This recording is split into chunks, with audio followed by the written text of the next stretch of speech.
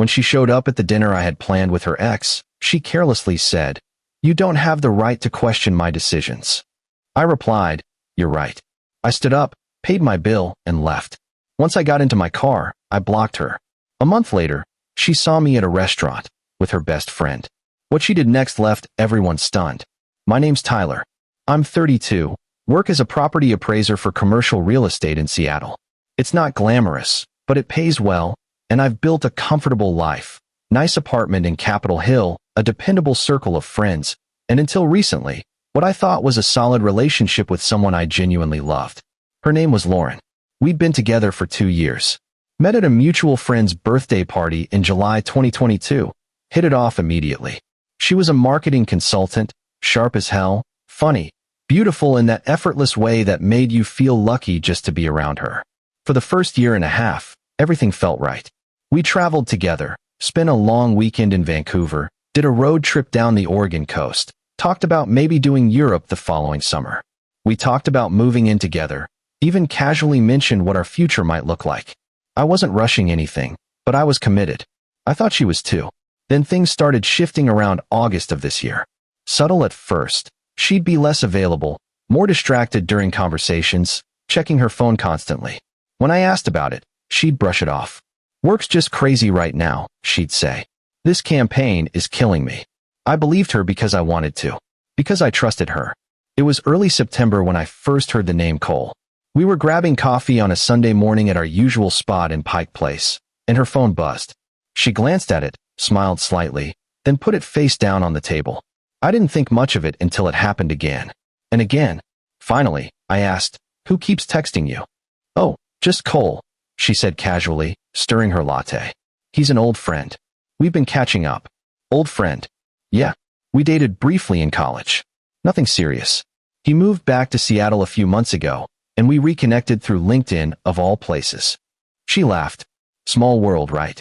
I nodded, trying to seem unbothered. "That's cool. What's he doing here?" "Tech sales. He's with some startup in South Lake Union. Seems to be doing really well for himself." I nodded again and changed the subject. But something felt off. Not because she had an ex-boyfriend as a friend. I'm not that insecure, but because she'd never mentioned him before. Not once in 2 years. And now suddenly, he was texting her on a Sunday morning. Over the next few weeks, Qley's name came up more and more. She'd mentioned grabbing lunch with him, or that he'd given her advice on a work project, or that they'd gone to some networking event together. Each time, she'd frame it casually, like it was no big deal. And maybe it wasn't. But it started eating at me. One night in late October, I finally said something. We were at her place, she was on her laptop responding to emails, and I was pretending to watch TV. "Lauren, I need to ask you something, and I want you to be honest with me." She looked up from her laptop, eyebrows raised. "Okay. Is there something going on with you and Qley?" Her expression shifted, not guilty, but annoyed. "Seriously, Tyler? We're just friends. You're being paranoid." "I'm not trying to be paranoid. I'm just noticing that you're spending a lot of time with him, and it feels like you're not being fully transparent with me." "I don't owe you a play-by-play of my entire day," she snapped, closing her laptop. "I'm allowed to have friends. Male friends. You have female friends, and I've never once questioned that. That's different, and you know it. Those are people I've known for years, and you've met all of them. This is someone you used to date, and I'm only hearing about him now." She sighed, rubbed her temples. "There's nothing going on. Qley and I are friends. That's it. If you can't trust me, then maybe we have a bigger problem than some guy I'm having lunch with occasionally." The way she said it, like I was the one creating an issue, made me back down. "I trust you. I'm sorry. I don't know. Forget it." She opened her laptop again. "It's fine. Just don't make this into something it's not." I dropped it. But the unease didn't go away. Update 1. By mid-November, things between us were genuinely strained. She was distant, spending more evenings, out with colleagues, or meeting up with friends. The physical intimacy that had always been easy between us became forced, infrequent. When I tried to plan date nights, she'd be too tired or have other commitments. I tried to give her space, tried not to be that boyfriend who demanded constant attention. But I couldn't shake the feeling that I was being slowly pushed out of her life. Then, on November 18th, she texted me. "Hey, I know this is kind of last minute, but Qley's in town for a few more weeks before he moves for a new job opportunity. He wants to grab dinner tomorrow night, and I thought it might be nice if you came along. You two should meet. I think you'd actually get along. I stared at that message for a long time. Part of me wanted to say no, to tell her this whole situation made me uncomfortable and that having dinner with her ex-boyfriend was the last thing I wanted to do. But another part of me thought, maybe this is her way of showing there's nothing to worry about. Maybe meeting him will put all this to rest. Maybe I am being paranoid. So I agreed. The next evening, November 19th, I met Lauren at an upscale Italian place in Belltown called Altura. She was already seated when I arrived around 7, looking stunning in a dark green dress I'd never seen before. She smiled when she saw me, stood up, kissed my cheek. Hey babe, you look nice. Thanks. So do you. Is that new? This? No, I've had it forever. She hadn't. Cole's running a few minutes late. Traffic from his place, I guess. No problem. We sat down, and she immediately started talking about her day, some client drama, a coworker who was driving her crazy. I nodded along, but I was distracted, anxious about the evening ahead. We ordered drinks. She got a glass of Pinot Noir. I got a beer, and made small talk. 10 minutes later, Cole walked in. He was exactly what I'd expected and somehow worse. Tall, probably 6'2", confident in that easy way some people have, well-dressed in dark jeans and a fitted button-down. The kind of guy who walked into a room and immediately commanded attention. He spotted us, waved, walked over with a broad smile. Lauren. He hugged her, and she hugged him back, both of them laughing about something I wasn't part of. Then he turned to me, extended his hand. Tyler, right? Great to finally meet you. Lauren's told me so much about you. His handshake was firm, his smile warm. I wanted to dislike him immediately, but he was disarmingly friendly. Likewise, I said, though she'd barely told me anything about him until recently. We ordered food. He got the same dish Lauren ordered, which she pointed out with a laugh, saying they'd always had similar taste, and for the first 20 minutes, everything seemed fine. Cole was charming, funny, asked me about my work, seemed genuinely interested when I explained property appraisal. He shared stories about his job in tech sales, made self-deprecating jokes about startup culture, talked about his upcoming move to Denver for this amazing opportunity. And the whole time, I watched Lauren. The way she leaned toward him when he spoke. The way she'd reference inside jokes I wasn't part of. The way she'd glance at him before answering my questions, as if seeking his approval. The way her whole face lit up when he made her laugh, in a way I hadn't seen in months. Halfway through dinner, Cole excused himself to take a call.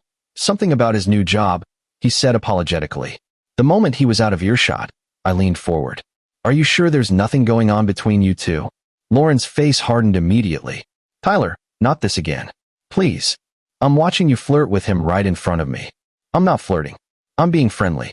There's a difference, and the fact that you can't see that is honestly concerning.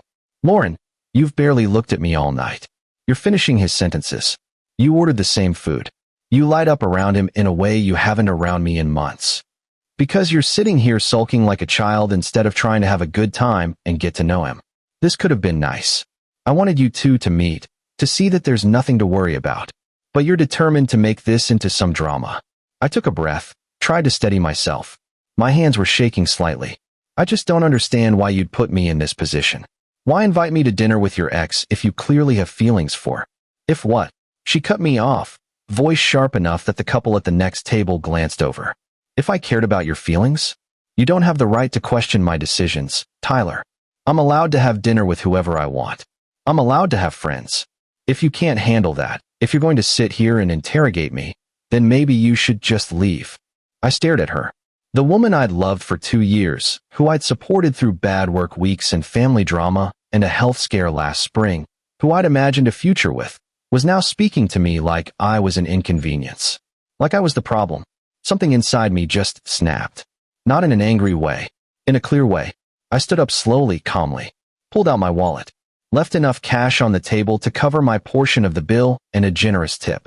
You're right, I said quietly, meeting her eyes. I don't have that right. And I'm not going to sit here and be treated like I don't matter. Her expression shifted. Shock, maybe a flicker of regret. Tyler, don't. Enjoy your dinner. And I walked out. Update 2. I sat in my car for a solid 15 minutes, hands gripping the steering wheel, trying to process what had just happened. My chest felt tight, my thoughts racing. Part of me couldn't believe I'd actually left. Part of me felt like I'd just done the hardest thing I'd ever done. My phone buzzed almost immediately, Lauren calling. I stared at her name on the screen, then declined. She called again. Declined. Then came the texts. Tyler, come back. You're being ridiculous. You just embarrassed me in front of Cole. We need to talk about this. You can't just walk out like that. I didn't mean it the way it sounded. Answer your phone. I read each one, felt my anger building, and then I did something I'd never done in any relationship. I blocked her. Blocked her number. Blocked her on Instagram, Facebook, everywhere. It felt drastic, extreme even. But I knew if I didn't, I'd get sucked back into her orbit. I'd let her gaslight me into thinking I'd overreacted, that I'd been insecure and immature and childish. And maybe part of me had been. But I also knew what I'd seen. I knew what I'd felt sitting at that table, watching her prioritize someone else while dismissing my legitimate concerns. The next few days were rough. I called in sick to work on the 20th, spent the day in bed, ignored everyone. By the weekend, I forced myself to get up, to function. I threw myself into work, avoided places I knew she frequented, ignored mutual friends who reached out asking what had happened. I didn't owe anyone an explanation. A week later, my buddy Carter texted me. Dude, just saw Lauren and some guy at that brewery in Fremont. They were all over each other. Thought you should know. You doing okay? I stared at that message for a long time, then replied, yeah, I'm good. Thanks for the heads up. I didn't ask for details. I didn't need them. The guy was obviously Cole, and honestly, I wasn't even surprised. If anything, it confirmed what I'd already known. By early December, I was doing better. Not great, but functional. I'd started going to the gym consistently, picked up some freelance appraisal work on the side to keep busy, reconnected with friends I'd neglected during the relationship. Life moved on, the way it always does. And then, on December 14th, I went out to dinner with Piper. Piper was Lauren's best friend. Or had been. They'd known each other since college, been inseparable for years. I'd always liked Piper. She was grounded, funny, brutally honest in a way that felt refreshing rather than mean. After the breakup, she'd reached out to me privately around Thanksgiving. Hey, I don't know exactly what happened between you two, and I'm not asking Lauren because honestly I'm frustrated with her right now. But I'm sorry. You didn't deserve that. You were good to her. We'd grabbed coffee a week after that message, just to talk. She didn't pry into details, didn't take sides publicly. She just listened. It was nice, uncomplicated.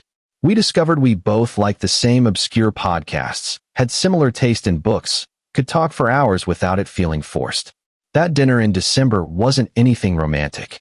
At least, not intentionally. We were both dealing with our own stuff. She'd recently ended things with her long-term boyfriend, a guy named Brendan who'd apparently been stringing her along about marriage for 3 years, and we'd become genuine friends. But there was something easy about being around her. Something comfortable. We were at this seafood place in Ballard, halfway through our meal, laughing about some ridiculous reality TV show we'd both been hate-watching, when I saw Lauren walk in. She was with Cole. They were laughing, his hand on the small of her back as the hostess led them to a table on the other side of the restaurant. And then, as if she could sense me, she turned her head and saw me. Her expression went through about 5 different emotions in 2 seconds. Shock, confusion, recognition, anger, and then something close to panic. And then she saw Piper sitting across from me. Her face went completely pale. Update 3. Lauren stopped mid-step, said something to Cole, and then walked directly toward our table. I felt my stomach drop. Piper saw her coming and muttered under her breath. Oh, here we go. Lauren stopped at our table, eyes locked on Piper, completely ignoring me at first. What the hell is this? Piper looked up calmly, setting down her fork. Dinner. What does it look like? You're having dinner with my ex-boyfriend? Her voice was loud enough that nearby tables were starting to notice. Your ex-boyfriend who you treated like garbage and cheated on emotionally, if not physically, yeah. We're friends. Is that a problem?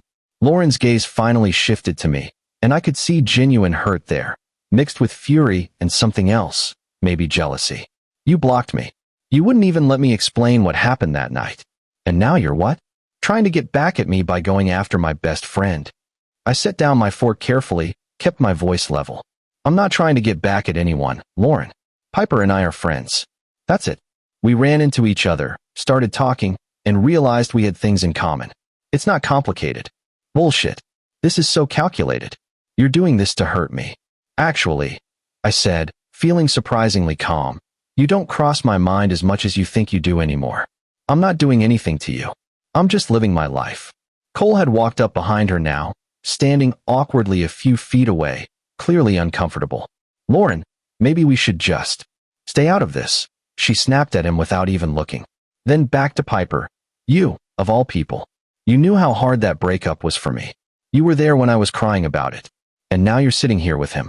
Piper's expression hardened. Hard for you. Lauren, you cheated on him. Emotionally, at minimum. Probably physically too, knowing you. You treated him like he didn't matter. Like he was just there to be your safety net while you figured out if things with Cole would work out. And when Tyler finally had enough self-respect to walk away, you acted like he was the problem. Like he was too insecure, too jealous, too whatever. That's not what happened. Yes, it is. And you know it. I didn't want to believe it at first because you're my best friend and I wanted to give you the benefit of the doubt. But the more you talked, the more I heard from other people, the more obvious it became. You wanted to keep Tyler around as your stable, dependable backup plan while you explored things with Cole. And when Tyler didn't play along, when he actually respected himself enough to leave, you got mad. You felt entitled to keep him waiting. Lauren's eyes were wet now, her voice shaking. I loved him. I did. It was complicated. No, Piper said quietly but firmly. You loved the idea of him. You loved that he was stable and dependable and treated you well. But you didn't love him. Because if you did, you never would have done what you did. You never would have made him sit through that dinner and then told him he didn't have the right to question you. You never would have gaslit him into thinking his completely reasonable concerns were paranoia. Lauren looked at me then, really looked at me, and for a moment I saw the person I'd fallen for 2 years ago, vulnerable, uncertain, human. But then she blinked, and the walls went back up. Her jaw clenched. Fuck both of you, she said, voice shaking. She turned and walked toward the exit. Cole glanced at us apologetically, then followed her out. The restaurant had gone noticeably quieter. I could feel people staring. Piper exhaled slowly, picked up her water glass with a slightly trembling hand. Well, she said, that was fun. I didn't respond immediately. I was still processing what had just happened, what Piper had said, the fact that Lauren had looked genuinely hurt seeing us together. The fact that I'd felt nothing. No satisfaction, no vindication, just a kind of tired relief that maybe this was finally, actually over. You okay? Piper asked, studying my face. Yeah, I said. I think so. Are you? Yeah. I've been wanting to say that to her for weeks. I just didn't know how. Or when. Guess the universe decided for me. We finished our meal in relative silence after that, both of us shaken but somehow relieved. When the check came, I paid despite her protests, and we walked out into the cold December night. For the record, Piper said as we stood on the sidewalk, I didn't say any of that to hurt her. I mean, I know it did hurt her, but she needed to hear it. She's been doing this pattern for years, keeping guys on the hook while she figures out what she wants. Brendan told me stories. It's how she operates. I know. And for the record, she continued, looking at me seriously, I do think you're great. I think you handled that whole situation with way more grace than most people would. But if we're going to be friends, or anything else eventually, it has to be because we genuinely want to, not because we're both trying to move on from other people or get back at anyone. I won't be part of that. Agreed, I said. And honestly, I like hanging out with you because you make me laugh and you don't take yourself too seriously, and I can actually be myself around you. It has nothing to do with Lauren. She smiled at that. Good. Same here. We went our separate ways that night, but we texted later, and then the next day, and the day after that. Final update. It's been 3 months since that night at the restaurant. Lauren and Cole broke up sometime in January. Apparently, he got the job offer in Denver and didn't want to do long distance, and Lauren wasn't willing to leave Seattle. I heard this through mutual friends, not because I was asking, but because people still felt the need to keep me updated. She reached out to me once, in early February, through email since I'd blocked everything else. It was a long message, several paragraphs, explaining that she'd been confused and scared about where her life was going, that she'd handled everything poorly, that she'd been wrong to treat me the way she had, and that she hoped eventually I could forgive her. I read it twice, then archived it without responding. Not because I was angry anymore, but because there was nothing left to say. Some apologies come too late, and some bridges, once burned, aren't meant to be rebuilt. Piper and I are still figuring things out. We've been taking it slow, actually dating now, seeing where it goes. There's no rush. We're both in a place where we're okay being alone, which makes being together feel like a choice, not a need. It's different than what I had with Lauren. Lighter, easier, more honest. We argue sometimes, but we actually resolve things instead of letting them fester. She calls me on my bullshit, and I do the same for her. It feels balanced in a way I didn't know relationships could be. Mutual friends tell me Lauren's doing okay. She moved to Portland in March for a new job, trying to start fresh. I genuinely hope she's happy. I don't wish her ill. I think she's got a lot of growing up to do, a lot of patterns to break, but that's not my responsibility anymore. But I also don't regret walking out of that restaurant on November 19th. I don't regret blocking her. And I don't regret moving on. Sometimes the hardest thing you can do is recognize your own worth and refuse to settle for someone who doesn't see it. I spent too long trying to be enough for someone who'd already decided I wasn't. And the moment I stopped trying, the moment I chose myself, everything changed. I'm not bitter. I'm not heartbroken. I'm just free. And that feels pretty damn good. Some nights, usually when I'm alone, I think about that dinner with Cole. I think about how different things might have been if I'd stayed, if I tried to work it out, if I'd given her another chance. But then I remember how small I felt sitting at that table, how dismissed and disrespected, and I know I made the right call. You can't love someone into treating you better. You can't logic them into respecting you. All you can do is decide what you're willing to accept and walk away from anything less. I'm glad I walked away. Edit 1. A few people have asked if I think Piper and I will work out long term. Honestly, I don't know, but I'm not worried about it. We're both in a good place, we communicate well, and whatever happens, happens. No pressure, no expectations beyond taking it one day at a time. Edit 2. For those wondering, no, I didn't plan that restaurant run-in. Pure coincidence. Seattle's big, but certain neighborhoods and restaurants have overlap. Though in hindsight, it probably gave all three of us the closure we needed, even if it was messy getting there. Edit 3. Someone asked if I ever found out if Lauren and Cole were physical before we broke up. I don't know, and honestly, I don't need to know. It doesn't change anything. Whether they kissed or slept together or just had an emotional affair, the result is the same. She chose him over me, and I chose myself over her. That's enough.